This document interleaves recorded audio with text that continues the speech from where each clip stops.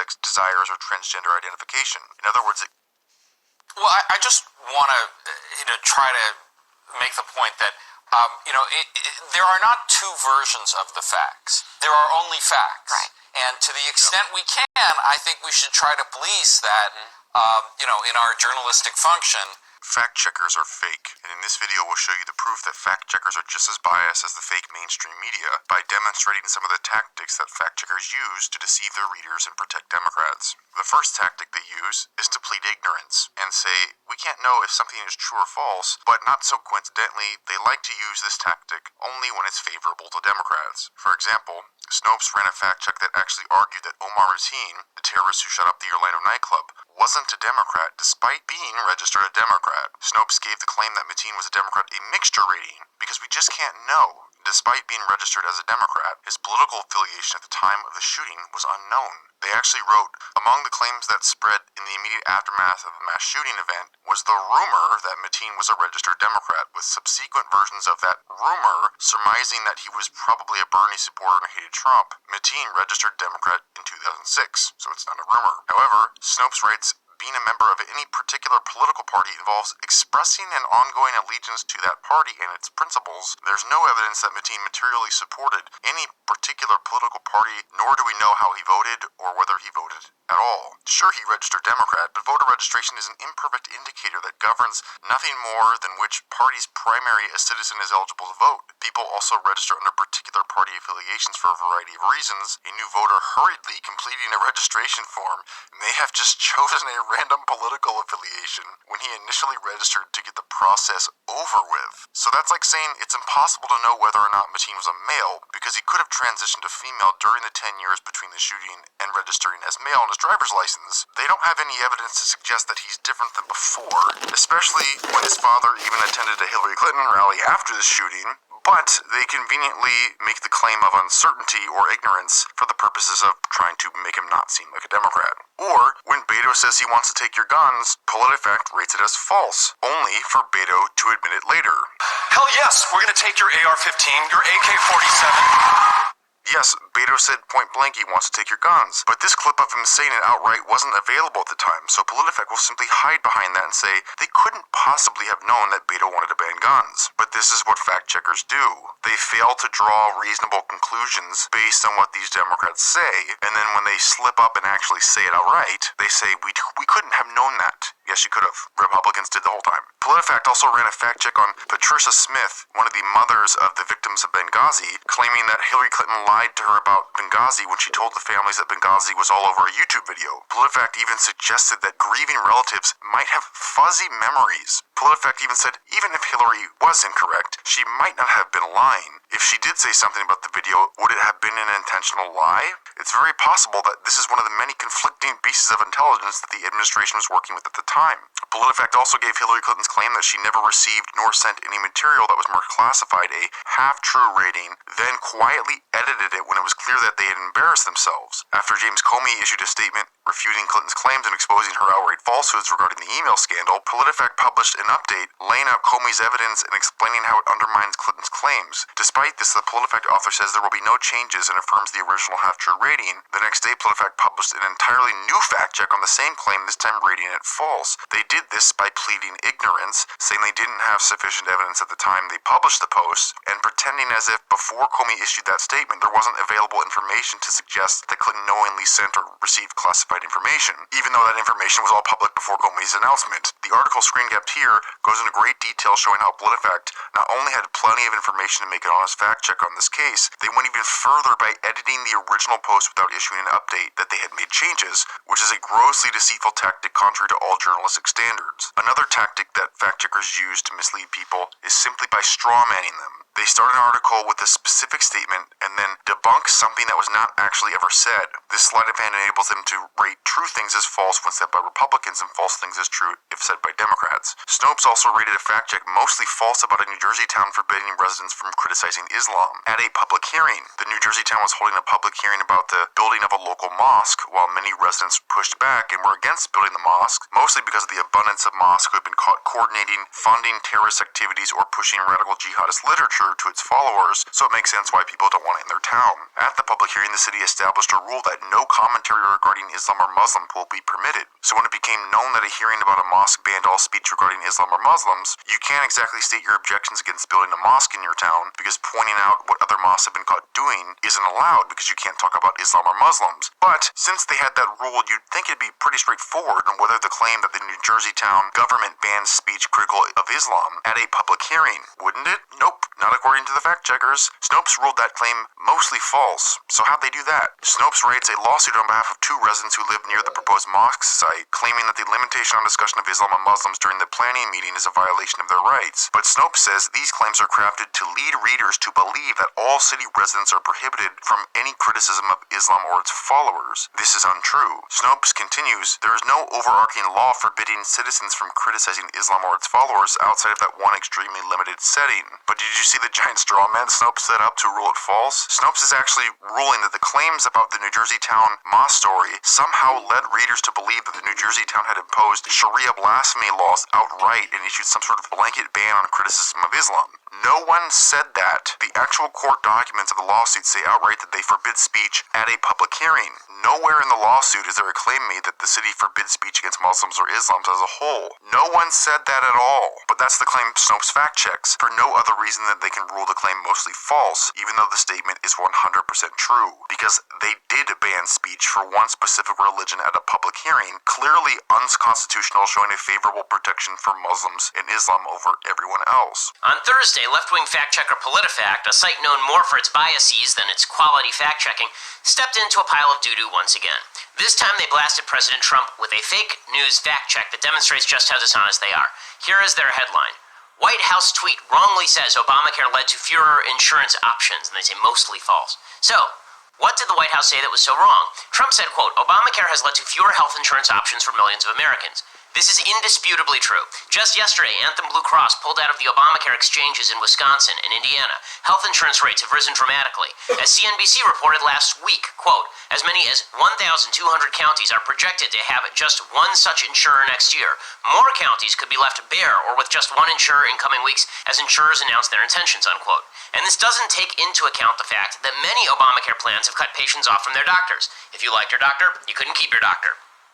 Those who have been added to the insurance rolls under Obamacare aren't actually buying health insurance for the most part. They're being forced onto Medicaid by lack of options. So, instead of dealing with that claim, PolitiFact made up an unrelated claim that the number of insured had dropped overall. Nobody said that, though. If you count Medicaid coverage, which doesn't actually improve health outcomes, the numbers are up. But that's not what Trump claimed. Here's PolitiFact admitting the truth all the way at the bottom of their little fact check. Quote, the sole thread of truth is that with the insurance exchanges set up by the law, the number of carriers has dwindled. Oh, you mean the only claim here that Trump made was true? And then you made up a series of alternative claims to knock down? PolitiFact is ridiculous. Their drive to check fake news from the left only makes them purveyors of that same fake news. PolitiFact also fact-checked Joe Biden's attempt at a gun ban. PolitiFact suggests that Biden's ban would be a replication of the '94 assault weapons ban, which focused on 18 specific firearms and banned certain models of AR-15s and AK-47s. Moreover, those who already owned the banned guns were allowed to keep them, so PolitiFact argues that it was not a gun ban at all. But PolitiFact missed two important points. First, this is in 1994, this is 2019, and the Democrats' current assault weapons legislation bans hundreds of firearms rather than 18. Secondly, Biden explicitly stated his desire to mandate that owners of banned guns hand them over. The NRA responded to the fact-checkers' lies, writing that PolitiFact's assertion that a gun ban is not a gun ban if there are still guns left to be banned. After the NRA post, Facebook appended a link to a PolitiFact story that rated the NRA's claim as mostly false. PolitiFact did not deny that Biden wants to ban AR-15s and similar guns. Nevertheless, it insisted that saying Biden calls for a gun ban could lead readers to believe he's seeking to outlaw all firearms. This is another case of the straw man by PolitiFact. In other words, PolitiFact fabricated a theoretical misperception about what the NRA actually said to make their true statement mostly false. The PolitiFact article also used details of the '94 assault weapons ban that Biden helped author to make claims of what he means to ban assault weapons today. But anti-gun Democrats have been intervening for years and tried to introduce far more extensive bans under the phony assault weapons rubric, making it clear that members of the party think the old ban in 1994 didn't go far enough. So there's no reason to believe that Biden or anyone else would feel bound by the limitations in the old 1994 law that his party now views as inadequate. PolitiFact additionally mentions that Biden insisted we should have smart guns. No gun should be able to be sold unless your biometric measure could pull that trigger. What PolitiFact conveniently omitted from its story is that no firearm currently available in the U.S. meets Biden's biometric activation test. Another tactic fact checkers do is selectively choose one aspect of what's being said instead of the overall point and focus on that to rule it false. For example,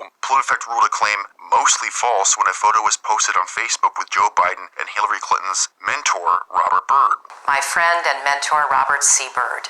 The Facebook post calls Robert Byrd the Grand Wizard of the KKK. This is what PolitiFact latched onto in order to rule the claim mostly false. PolitiFact even admits that the photo is 100% authentic. However, Byrd was not the Grand Wizard, he was an exalted cyclops, which makes him the leader of his local chapter and not the national chair. Therefore, the claim is mostly false. Yes, Byrd was a KKK member, wrote some awful things about other races, voted against the Civil Rights Act, and tried to filibuster the Civil Rights Act, one of 4 Democrats to do that. While the post says Byrd was the Grand Wizard of the KKK, which is literally false, the rest of the post says, so who again is playing to you, lying to you, using you for the votes, creators of the KKK opposed to civil rights of blacks? Yup, that's the Democratic Party. So the Grand Wizard was just one aspect of what was being said. The point of the post is not that Byrd was the Grand Wizard, but to reveal who Democrats really are and their dark history and allegiances about race. This is what makes the post really damaging, not whether Robert Byrd was the Grand Wizard or some other high-ranking member that was a few steps away from the Grand Wizard. At worst, the post should be ruled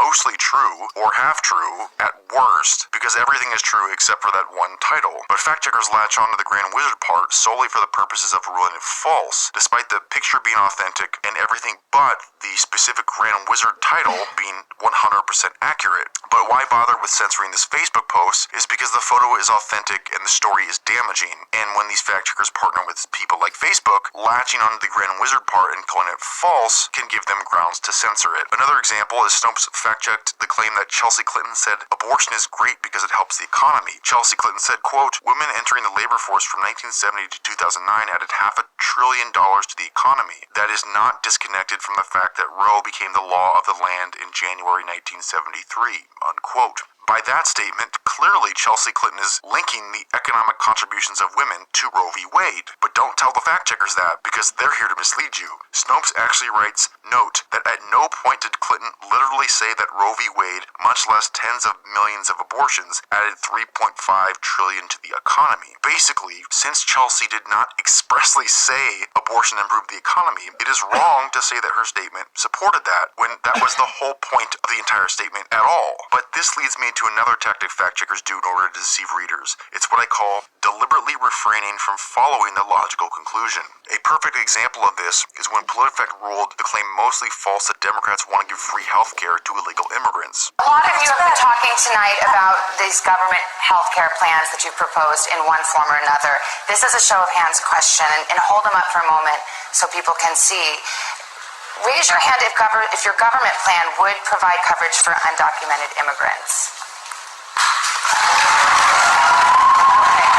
You'd think that would make it clear that Democrats do want to give free healthcare to illegals. Nope. Fact checkers can't say that, otherwise people would realize how stupid this is and not vote Democrat. Instead, the fact checkers come to the rescue to deceive. PolitiFact notes, it wasn't the first time they've heard this claim. First, this debate did not have all the Democratic candidates, and secondly, none of them said specifically that they would give free healthcare to illegals. Pete Buttigieg spoke about people buying into a system and said that undocumented immigrants pay certain taxes. It's unclear what system they'd be buying into or what taxes he's talking about, but of course they don't get specific. But nevertheless, Joe Biden agrees because he spoke about the contribution illegals pay in taxes. PolitiFact then writes about how Bernie Sanders wants a single-payer national health insurance program that would cover everyone in the U.S. with no out-of-pocket costs, no deductibles, no copays, or co-insurance, but anyone with a job or self-employed would pay for the health care through increased taxes. In a sense, coverage would not be free for anyone who works. Okay, but what about the people who aren't working? What if some of the illegals who come over are poor, uneducated, and unskilled and can speak little to no English, and are therefore very limited in terms of their employability, who get health care but are paying little or no taxes at all? Well, they get coverage because you pay taxes. Oh, so it's not free for me, but it is free for some. It's paid for by my taxes. And the media will tell you that illegals totally pay taxes. They even cite a source, and their source is a Another previously misleading fact check they did on behalf of Hillary Clinton, where she says illegals pay $12 billion in Social Security each year. However, a further look under the hood, and you'll notice that the office that put this report together even says that estimates are based on best available information, but that it is difficult to determine with certainty what portion of total taxes paid and benefits received come from earnings of unauthorized immigrants. In other words, the report is really shoddy. But back to the original PolitiFact article, PolitiFact says it is mostly false that Democrats want to give illegals free healthcare because increasing taxes is what pays for it. Whether or not illegal immigrants pay taxes is irrelevant for no other reason than that's what's needed in order to rule the claim mostly false. The GOP politician who made the claim that PolitiFact ruled mostly false responded to PolitiFact by saying, quote, illegal immigrants have little more than what they are carrying with them when they cross the border. So as a result, the only logical conclusion is that it would be free. 100% true. This is why I call it refraining from following the logic, because this is how so many fact checkers deceive people for the purposes of protecting Democrats. And since Democrats propose everyone get free healthcare because healthcare is a right, which means everyone gets healthcare regardless if they can pay for it or not. But if you follow the logic, that also means that illegal aliens would get free healthcare whether they're employed or pay taxes or not. Another example is Snopes attempting to debunk the claim made by conservatives that California Assembly Bill 2943 would ban the Christian Bible. The anti-conversion therapy bill forbids provision of counseling, books, advice, referrals, etc., aimed at helping someone overcome same-sex desires or transgender identification. In other words, it criminalizes the sexual morality code of every major religion, and especially Christianity, who's the real target. Snopes focused on a response by Republican Assembly member Travis Allen, who asked if the bill were to pass, would this prohibit the sale of the Bible that teaches these things about sexual morality, and according to how this law is written, yes, it would. Snopes informs us that the bill doesn't mention the Bible, Christianity, or any religion at all. So when Allen claimed that the legislation would literally prohibit the sale of the Bible, he was stating something that is demonstrably and clearly false, they say. FactCheck and PolitiFact also cried false the idea that the bill would be a threat to the sale of the Bible. But one Assembly member spouted that it was time for legislation to nudge the faith community to, quote, evolve with the times. PolitiFact says that if the law had any impact at all, it would be on those occasions when a Bible is sold in conjunction with a program to change someone's sexual orientation. So it would only ban a fraction of Bibles. PolitiFact neglects to confess that banning a fraction of Bibles is banning Bibles. The same way that they say taking guns isn't taking guns because they don't take all guns. Banning Bibles isn't banning Bibles if they don't ban all Bibles. But it doesn't limit itself to banning only a fraction of Bibles either. That is simply the fact checkers inserting their prediction of what will happen without evidence, especially considering there are no religious exemptions in the bill. The bill essentially declares certain kinds of speech as consumer fraud, aka Christianity. An article in The Federalist explains why the fact checkers are wrong by writing that the bill doesn't explicitly mention these things as irrelevant if the wording of the bill is broad enough to encompass them. And sometimes fact checkers just straight up lie, like when PolitiFact rated Ron Paul's statement half true when he said the U.S. federal income tax rate was 0% until 1913, but when Jim Webb, a Democrat, said the same thing, they rated his statement as mostly true. But sometimes fact checkers will use wordplay and try to hang on certain words or change the meaning of words when it's convenient to them. PolitiFact fact-checked Trump calling the Russian investigation a coup. They write that Trump appears to believe that enemies within law enforcement concocted reasons to go after him. PolitiFact says the two shared text messages that Trump has said were biased against him. PolitiFact doesn't say that the text messages were biased, but instead that Trump has said that they were biased texts. For those outside the Fox News orbit, they write, the connections might make no sense. Page, God, Trump is a loathsome human. And wow, Donald Trump is an enormous douche. He's not ever going to become president, right? Page to Strzok. Strzok, no, he won't. We'll stop it. PolitiFact also cites a Harvard professor who protests it beggars belief that anyone in the FBI had the intention of subverting a duly elected president. They also concluded because the effort to remove Trump on fraudulent grounds isn't a coup because it started while he was running for president and he wasn't elected yet, meaning he wasn't eligible to be deposed by a coup. Interesting. But as repeatedly as fact checkers twist and latch onto certain words when advantageous to Democrats, but for some reason, words aren't so important when it becomes Democrats saying things. Like when Elizabeth Warren claimed that Michael Brown was murdered, PolitiFact conveniently declined to give the claim any final ruling at all. PolitiFact writes, there is no question that Wilson killed Michael Brown, and there's strong evidence that it was not accidental. Right, it wasn't accidental. Michael Brown tried to grab the officer's gun and charge at him, and the officer defended himself. Nobody's saying that it was an accident. We're saying it's self-defense. But PolitiFact writes, in discussing the case with legal experts, however, we found broad consensus that murder was the wrong word to use. Other Democratic senators with law degrees more accurately referred to it as a killing. That said, experts who have studied police-related deaths and race relations said that focusing too much on the linguistics in controversial cases comes with its own set of problems. They also cite extensive racial bias in the Ferguson Police Department, which is, again, another irrelevant straw man to the case, and they also say that there is clear instances of unjustifiable police killings of black men that amount to murder, which is, again, irrelevant to the case. But PolitiFact writes, some legal experts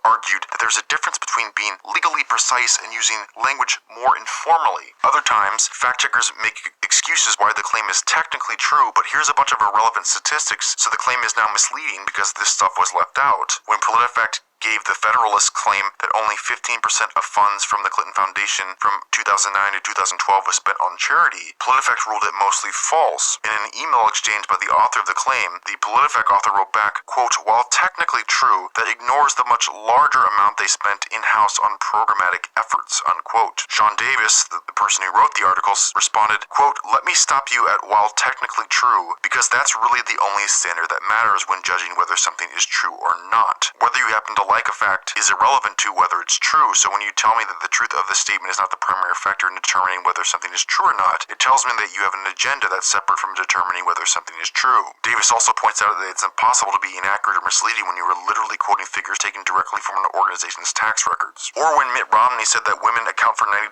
of job loss under Obama, PolitiFact quickly came to his defense. They wrote the numbers are accurate but quite misleading because they chose figures from January 2009, when Obama was sworn into office, and ignored the millions of jobs lost before then, before Obama was in office, when most of the job loss fell to men. So the claim that women took the brunt of the job loss while Obama was in office is not true somehow, according to the fact checkers. I could go on and on of the fact checkers lying about the size and scope of the threat of Islamic violence, whether it's fact checkers just inserting their own opinion with nothing to support it, saying things are false or true, there are so many examples. My original video was like 2 hours of this, but I just figured it was too long. You get the point by now. Fact checkers don't check everything. They are very selective in what they check. Like when AOC says the U.S. is running concentration camps, or says global warming is going to kill us in 12 years, those aren't fact-checked. Or when Elizabeth Warren says Michael Brown was murdered, or when Elizabeth Warren says she's Native American, they either forget to write about it, or they do write about it and just simply don't give it a grade. They don't put it on the truthometer. See, they do this because they want the total number of lies on the truthometer to portray Democrats as more honest than Republicans. Then they can release articles that say exactly that and push them to their allies in the mainstream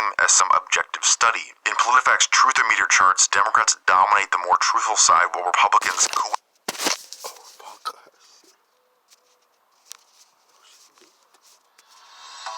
Have you ever experienced a broken screen?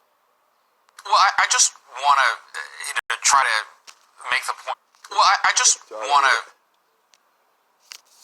Their fact checks are so distorted. From 2017 to 2018, Republicans were tagged with pants on fire ratings at a ratio of 6 to 1 versus Democrats. One study even looked at the word count of the ratings of PolitiFact. Republican articles were only marginally longer when the rating was true, or mostly true, or half true. But getting into the false categories, Republican articles got substantially longer than Democrat ones. That's because PolitiFact often rates statements that are largely true but come from a GOP source as mostly false by focusing on sentence alterations, fact-checking the wrong fact or straw-manning, and even taking a statement, rewording it, and fact-checking the reworded statement instead of the original quoted statement. Doing all of this takes a lot of words. In fact, every speaker who was an above-average word count for articles that gave a mostly false rating was a Republican statement. But what's the point of all of this? As I mentioned in the video before this one, fact-checkers are Democrat allies, but haven't yet been disgraced and discredited to the same extent of the mainstream media. So fact-checkers put on a mask of objectivity solely for the purpose of working as a PR firm for the mainstream media, who's the PR firm for Democrat politicians. But since they're fact-checkers for no other reason than that they call themselves that, and their media allies confirm it to try and give them a fake sense of authority, together they can help smear the political right. This is the only Shit. A few months ago, Border Patrol officers in areas who are... Well, I just want to, try to make the point that, there are not two versions of the facts. Quoted statement. Doing all of this takes a lot of words. In fact, every speaker who was an above average, who's the PR firm for Democrat, smear the But since they're fact checkers, for no other reason than that they call themselves that, and their media allies confirm it to try and give them a fake sense of authority, together they can help smear the political right. This is the only purpose of fact checkers.